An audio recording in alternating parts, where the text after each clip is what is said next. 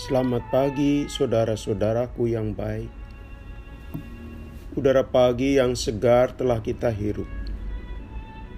Dan Tuhan telah menemani kita melalui malam. Serta kita menikmati istirahat dengan selamat. Puji Tuhan. Kitab Kejadian pasal 3 ayat 7-8 menjadi titik tolak renungan kita. Maka terbukalah mata mereka berdua, dan mereka tahu bahwa mereka telanjang. Lalu mereka menyemat daun pohon ara dan membuat cawat. Ketika mereka mendengar bunyi langkah Tuhan Allah yang berjalan-jalan dalam taman itu pada waktu hari sejuk, bersembunyilah manusia dan istrinya itu terhadap Tuhan Allah di antara pohon-pohonan dalam taman. Saudaraku, coba perhatikan saat pihak kepolisian melakukan konferensi pers berkaitan dengan kasus kejahatan tertentu. Lalu dalam acara itu dihadirkan orang-orang yang dianggap para tersangkanya. Dipastikan wajah mereka disamarkan, ditutup kerudung hitam, sehingga kita tidak bisa mengenali dan mengidentifikasi siapa sebenarnya tersangka itu. Nama pun cuma disebut inisialnya saja. Itu merupakan kode etik agar pihak tersangka tidak dipermalukan.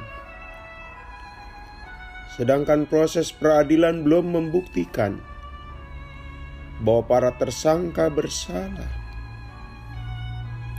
Untuk melindungi rasa malu, wajah mereka selalu ditutupi.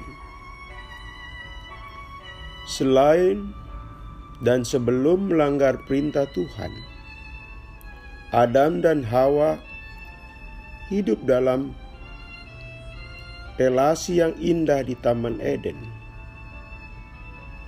Relasi antar mereka baik.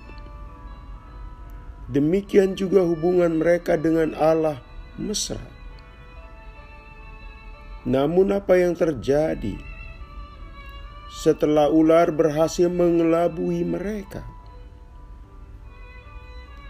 Dan Adam serta Hawa benar-benar sama-sama memakan buah dari pohon pengetahuan baik dan jahat. Seketika itu juga mengubah seluruh suasana dan nasib kehidupan mereka, kehidupan manusia. Sekaligus runtuhlah relasi harmoni yang terbangun selama ini. Sedangkan gantinya adalah sebuah perilaku yang saling menyalahkan di antara Adam, Hawa, dan ular. Tiap pihak tidak ada yang mengakui kesalahan dirinya. Selain itu, pelanggaran itu melahirkan rasa malu dan takut pada Adam dan Hawa. Takut dan malu atas keberadaan Allah.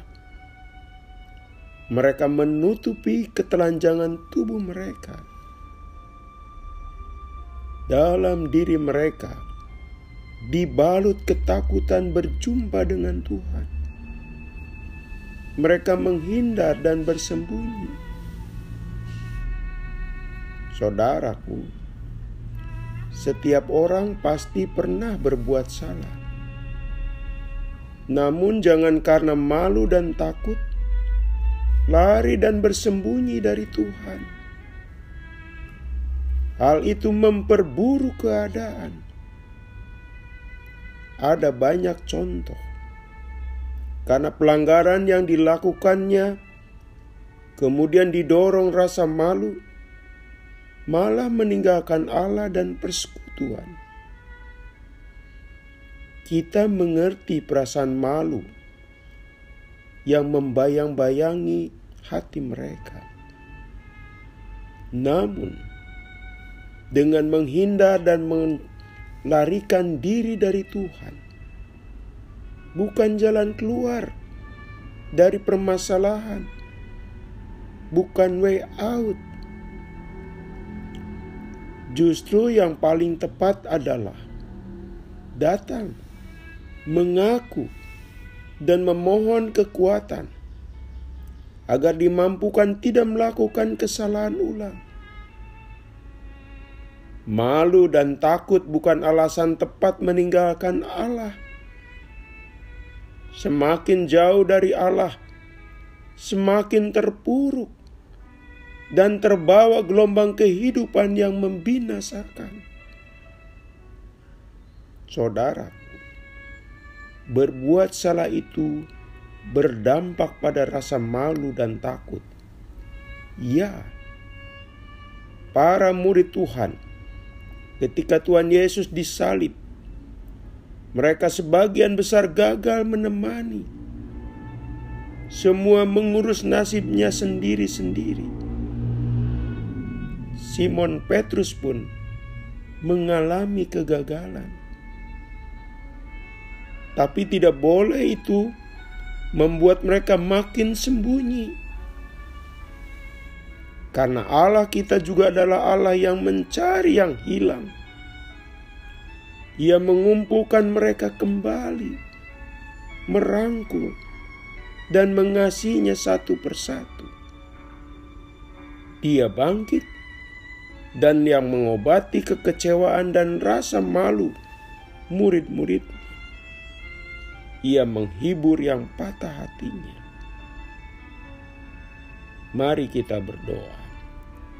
Tuhan, ajar dan kuatkan tekad kami untuk membahagiakan sesama kami, entah orang tua, saudara, anak, pasangan hidup, atau siapapun. Berjalan terus walau ada rintangan yang mencoba menghalangi. Biarlah ketika kami mengalami kesalahan, kami tidak lari darimu, tapi meminta maaf kepadamu. Dalam nama Tuhan Yesus kami menaikkan doa ini. Amin. Selamat pagi saudaraku, selamat memasuki pagi yang baru. Masih bersama Pendeta Supriyatno. Tuhan memberkati.